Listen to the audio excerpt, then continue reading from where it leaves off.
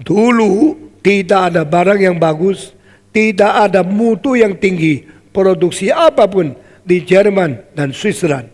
Dan mendadak setelah kira-kira 500 tahun sebelum hari ini terjadi perubahan yang besar. Semua produksi di Jerman jadi bagus sekali. Semua produksi di Switzerland menjadi bermutu tinggi sekali. Diselidiki karena apa? Karena reformasi. Saudara-saudara, apakah semangat reformasi? Apakah rahasianya? Apakah sebabnya menjadi perubahan besar untuk produksi menjadi bermutu? Dan orang-orang mengamati sampai hari ini negara-negara yang tidak mengalami reformasi, barang-barangnya tidak bermutu. Saya mau tanya, kau pernah beli arloji dari Spanyol enggak? Jawab. Ada yang beli arloji dari Spanyol, angkat tangan. Portugis? Kau beli Perancis? Iya. Kau beli arloji Pierre Cardin dari Perancis. Daripada beberapa macam Perancis. Tapi yang terbaik Perancis Cartier. Bikinnya bukan di Perancis, bikin di Switzerland. Kau beli mobil, paling suka mobil apa? Mercy, BMW, bikinnya di mana? Di Maroko? Tidak, bikinnya di Jerman. Kenapa mesin yang paling akurat dari Jerman? Kenapa arloji yang paling baik dari Switzerland? Karena negara-negara ini ada negara-negara yang sudah mengalami reformasi. Saudara jangan kira reformasi tak penting. Saya kasih tahu, waktu reformasi 500 hanya KRII di Jakarta yang memimpin kebaktian KRI di 40 kota di luar gereja sendiri. Saya terbang sampai di Vancouver, terbang sampai di New Zealand, saya terbang sampai di London, sampai di Sheffield, saya terbang sampai di Berlin. Saya mengadakan reformasi di 40 kota, 22 kota di luar negeri, 18 kota di Indonesia. Sesudah itu selesai kota terakhir 40, saya terbang kembali dari New Zealand sampai di Jakarta, tidur satu malam, besok paginya Revo 500 tahun kita mengadakan di Kemayoran dengan 22 negara yang datang dan 4.000 orang yang mengikuti. Saudara-saudara, ini semua kenapa? Kenapa Stephen Tong begitu tablek, begitu repot, begitu tidak mengetahui, capek? Karena saya mengetahui reformasi artinya begitu penting untuk seluruh dunia. Saudara-saudara, waktu kita mulai dari para reformasi 500 tahun, karena acara begitu padat, saya selain khotbah sendiri dan dengar beberapa khotbah, waktu yang lain mengantuk, capek luar biasa. Waktu itu saya umur 77, sekarang saya umur 80. Saudara-saudara, makin tua, makin lelah, tapi tidak lelah dan tidak berani mengganggu atau mengkurangi pekerjaan untuk Tuhan. Hari ini Jakarta banyak gereja libur, tidak ada. Saya tetap akhirnya memimpin kebaktian untuk disiarkan melalui streaming. Dan tadi pagi kebaktian Mandarin yang ikut kebaktian di luar gereja ini, yang ikut streaming kira-kira 9.000. Sekarang makin tambah terus. Saya tidak tahu sekarang. Nanti kalau sudah selesai kita bisa beritahu yang ikut streaming melalui kita punya channel atau melalui YouTube mungkin lebih daripada 20.000. Ini berarti kita tidak berhenti bekerja bagi Tuhan. Mengapa semangat reformasi begitu penting? Dengar kalimat di bawah ini.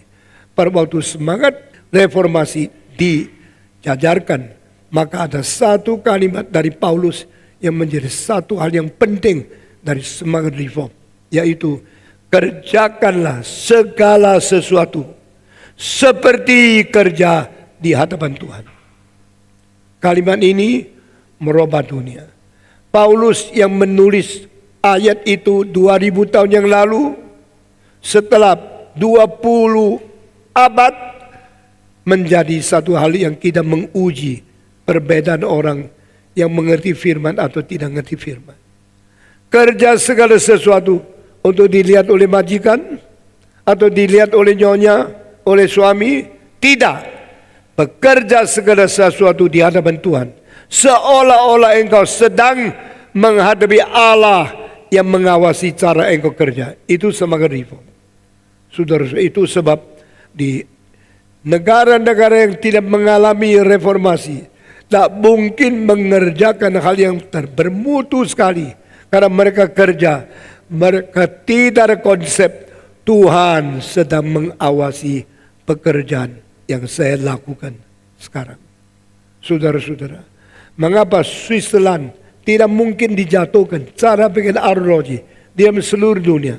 Karena kira-kira 1840 mereka mulai membuat satu asosiasi dan bikin satu rapat, dan akhirnya semua janji dan tanda tangan sesudah itu disebut Swiss Made yang dikerjakan di Switzerland boleh ditok yang bermutu namanya. Itu adalah satu seal daripada Geneva. Geneva Seal terkenal di seluruh dunia. Dan Geneva Seal itu harus pakai satu mesin yang beratnya 5.000 kilo untuk ngetok cap ke dalam arloji. Capnya itu kecil sekali. Geneva Seal itu kenapa? Sekarang pakai laser bisa bikin berapapun. Tidak usah 30 gram sudah bisa bikin grafir.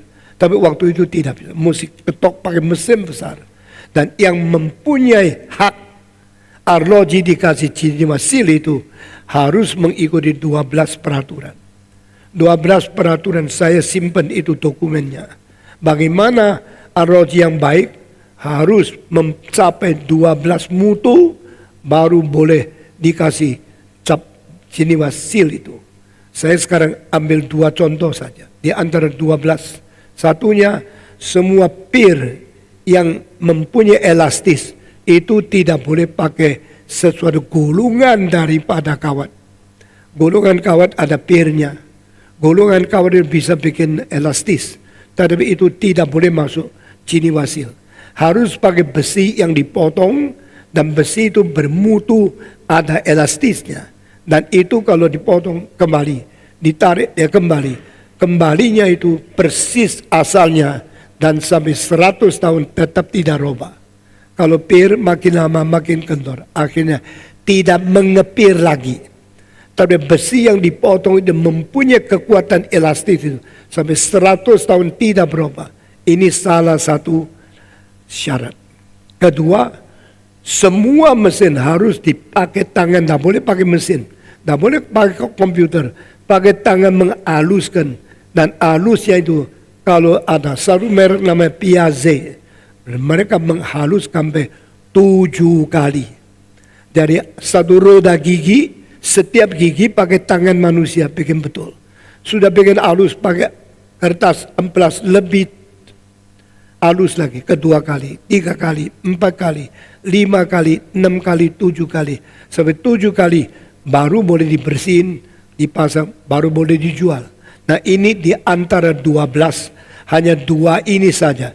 Bikin banyak pabrik kelabakan. Tidak kuat, tidak sanggup, tidak bisa bayar. Begitu banyak pekerjaan, baru arloji itu tadi.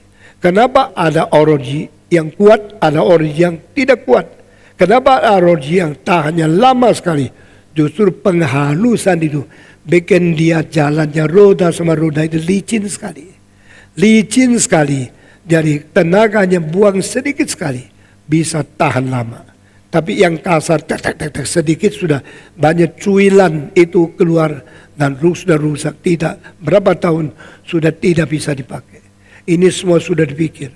Dan orang yang bikin skrup yang paling kecil seperti rambut manusia.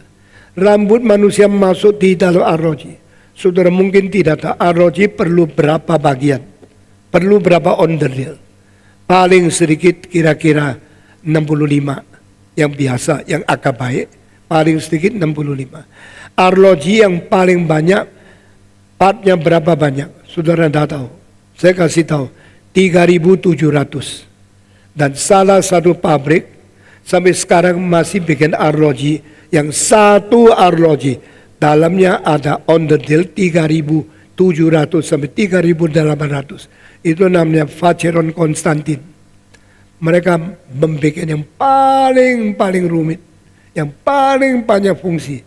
Satu ROG bisa 30 fungsi, menunjukkan jam, menunjukkan akan skon, menunjukkan akan menit, lalu bisa kasih tahu hari apa dia loncat sendiri. Kalau hari tanggal 28 itu hari Februari. Tetapi kalau hari biasa tidak 30 hari. Kalau hari bulan yang tunggal ikat 31 hari. ROG itu bisa sendiri bulan Januari 31 hari. Januari, Februari bisa 28 hari. Lalu Rab itu Maret 31 hari lagi. Lalu 4 tahun sekali dari 28 hari menjadi 29 hari. Dia tahu sendiri. Jadi fungsinya sampai bisa menunjukkan kapan mesti putar apa. Itu semua jalan sampai 120 tahun tidak usah di setel. Dan itu fungsinya yang paling besar. Fungsinya 38 itu. Dia punya onderdilnya sampai hampir 3.700 biji. Ini ada paling rumit dan itu satu biji bisa jualnya kira-kira 3 miliar sampai 5 miliar. Satu arloji.